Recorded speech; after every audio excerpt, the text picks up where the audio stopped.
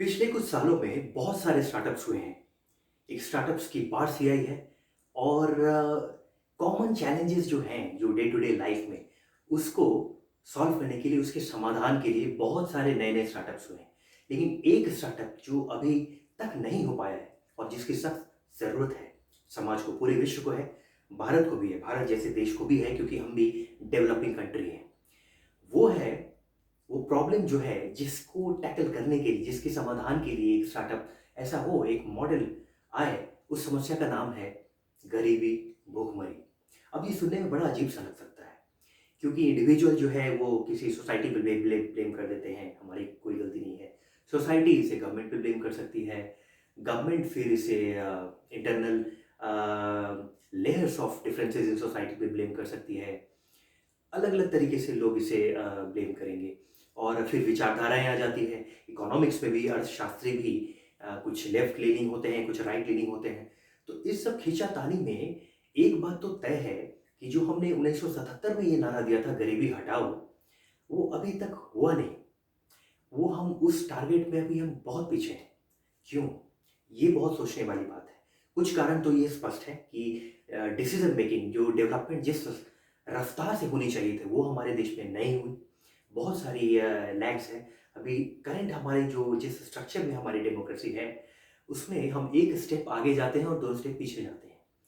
तो कुछ साल पहले एक रिपोर्ट आई थी अ, मार्टिन रेवेलन, उन्होंने वर्ल्ड बैंक के जब हेड हेड ऑफ रिसर्च थे, उन्होंने एक बात कही थी कि जब भी किसी कंट्री की इकोनॉमी 1% से ज़्यादा ग्रो करती है, पर 1% ग्रोथ इन इकोनॉमी, तो पॉवर्टी रिडक्शन अपने आप होता है 0.6% से 4.3% के बीच में।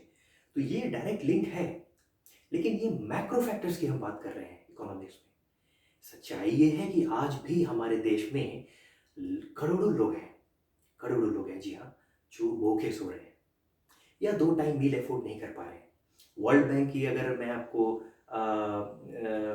एक रिसेंट रिपोर्ट के बारे में बताऊँ, उन्होंने कहा है कि कोविड-19 के बाद 100 मिलियन से ज़्यादा लोग एक्सट्रीम पॉवर्टी में चले जाएँगे और ये बहुत खतरनाक बात है। क्योंकि अभी कुछ साल पहले की फाओ की जो रिपोर्ट आई थी, फूड एंड एग्रीकल्चर ऑर्गेनाइजेशन, उसमें लिखा था कि 1 बिलियन पीपल ऑल अराउंड ये पूरे विश्व की बात है, उसमें से 1 बिलियन पीपल जो हैं वो क्रोनिक हंगर में हैं और 2 बिलियन टोटल या तो अ, बिल्कुल ही अंडर नॉरिश्ड है या फिर बहुत ज़्यादा ओवर नॉरिश्ड है। लेकिन मैं इस 2 बिलियन की बात नहीं करूँगा क्योंकि ये हॉस्पिटल में एडमिट हैं, इनका ट्रीटमेंट भी ज़रूरी है, लेकिन ये जो 1 बिलियन है, ये बिल्कुल ही आईसीयू में है, वेंटिलेटर पे है और आपको लगेगा ये विश्व का डेटा है, भारत से इसका क्या लिंक है? बहुत बड़ा लिंक है। 98% ऑफ ये जो क्रोनिक हंगर की पॉपुलेशन है, ये डेवलपिंग कंट्रीज़ में आती है उस रिपोर्ट के अनुसार। एशिया और अफ्रीका और इस बेल्ट में ये डिवाइडेड है और भारत भी उसमें बहुत हद तक उसमें इंक्लूडेड है। तो ध्यान देने वाली बात ये है कि इस वक़्त विश्व में वर्ल्ड एग्रीकल्चर का प्रोड्यूस उतना सफिशिएंट है, उस मात्रा में है कि हर इंसान को पूरे विश्व में फीड किया जा सके। आज विश्व का पॉपुलेशन जो है पिछले 30 सालों में 70% बढ़ा है, फिर भी पूरे विश्व में हर इंसान को भोजन देने की काबिलियत है इस वक़्त विश्व में।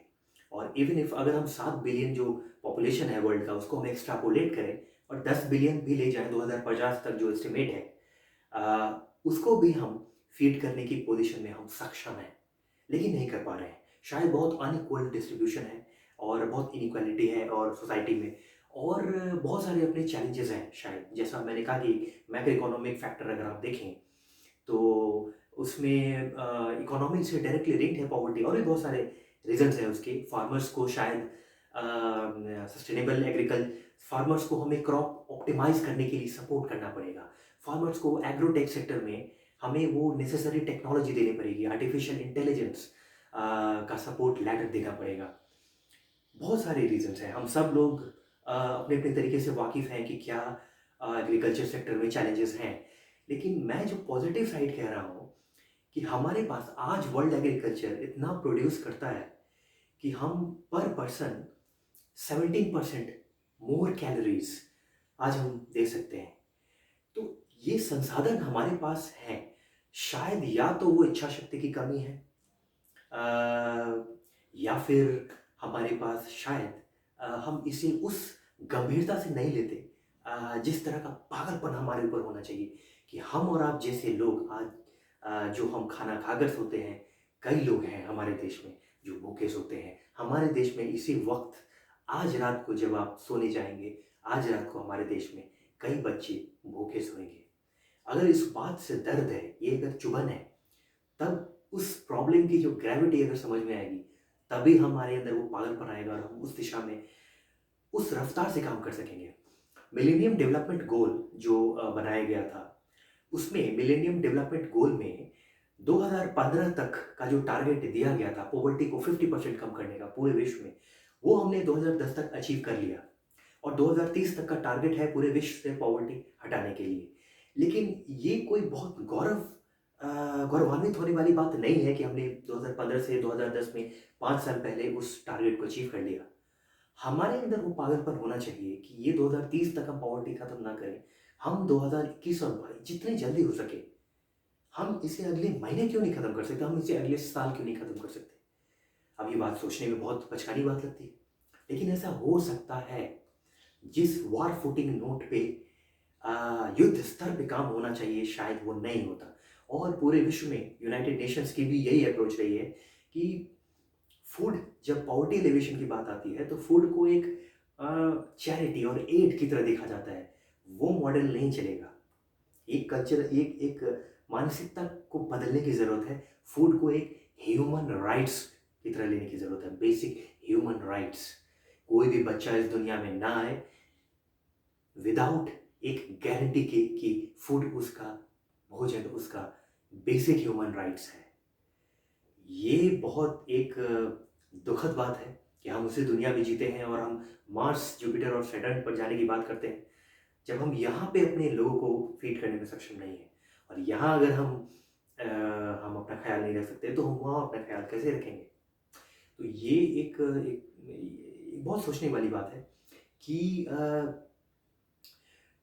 पॉवर्टी एलिवेशन, ये जो एक टॉपिक है, ये universal declaration of human rights में भी था। ऑन प्रिंसिपल्स बहुत सारी बातें हुई है और हम लोग चाहे अलग अलग पब्लिक सेक्टर हो, प्राइवेट सेक्टर हो, यूनाइटेड नेशंस हो, अलग अलग सेमिनार्स होते जाते हैं। एसी रूम में बैठकर हम लोग इस पर बहुत सारी तर्क वितर्क करते हैं, ये होना चाहिए, वो होना चाहिए, लेकिन ग्राउंड पे होता नहीं है कुछ। शायद हम प्रयास कर रहे हैं, ये दोष देना गलत है मानवता को, लेकिन मैं उसी बिंदु पर आऊँगा कि सबसे बड़ा स्टार्टअप अभी होना दुनिया में बाकी है। अगर आपको कोई एक प्रॉब्लम चाहिए जिसको आपको लाइफ में सॉल्व करना है और आप वैसा स्टार्टअप करना चाहते हैं, अगर आप आईआईटीएन हैं, आप आईआईएम से हैं और आपने कहीं स्टैनफोर्ड, हार्वर्ड से पढ़ाई की है और आपको कोई ऐसा स्टार्टअप करना है जिससे आप ह्यूमैनिटी के डे टू डे चैलेंजेस को सॉल्व करना चाहते हैं, ये एक स्टार्टअप आप कीजिए। ये एक इतना बड़ा प्रॉब्लम है, अगर आप इस प्रॉब्लम को सॉल्व कर सके, आपका नाम इतिहास में अमर हो जाएगा हमेशा के लिए। ये सबसे बड़ा प्रॉब्लम है, इससे बड़ा प्रॉब्लम दुनिया में नहीं हो सकता।